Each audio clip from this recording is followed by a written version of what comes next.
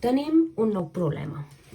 Aquest nou problema diu, en un tros de carretera la inclinació és de 6 graus. A quina alçada puja la carretera en 42 metres mesurats sobre la mateixa carretera? Què hem de pensar aquí? Doncs que realment el que ens està demanant és exactament quina és la mesura que hi ha mentre jo vaig recorrent aquesta carretera cap amunt. És a dir, un cop jo he fet 42 metres, quina és l'alçada que jo hauré fet? Aquí, com he pogut veure, o si no, la imaginació dona per més, això és com una muntanya que està pujant.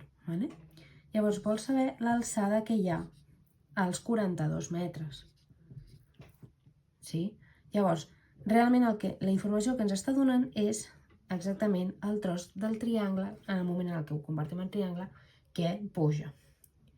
I què és el que coneixem a més? Doncs coneixem, diu, en un tros de carretera la inclinació és de 6 graus. Per tant, vol dir que això d'aquí ho hem de pensar com que té una inclinació de 6 graus. Per tant, ara mateix, si nosaltres pensem en la carretera que està a una certa alçada, nosaltres podem pensar que l'alçada és precisament aquesta d'aquí.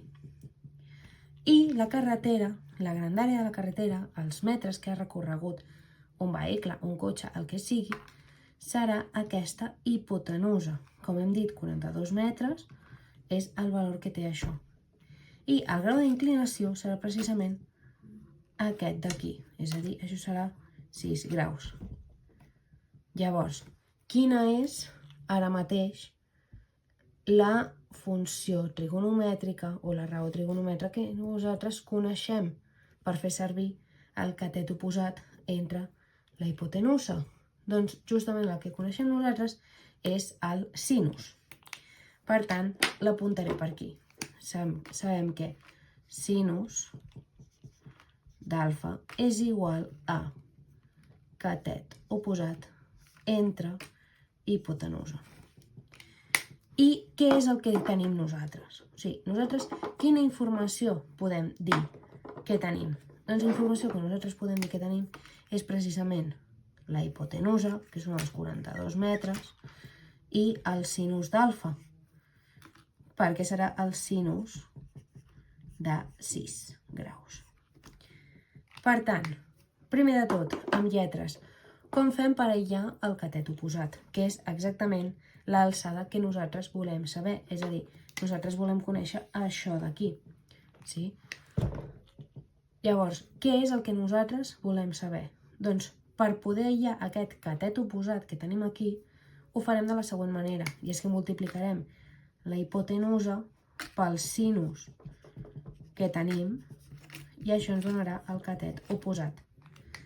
Si això ho transformem en números, sabem que tindrem 42 per, anem a mirar quin és el sinus de 6, en aquest cas és aquest d'aquí.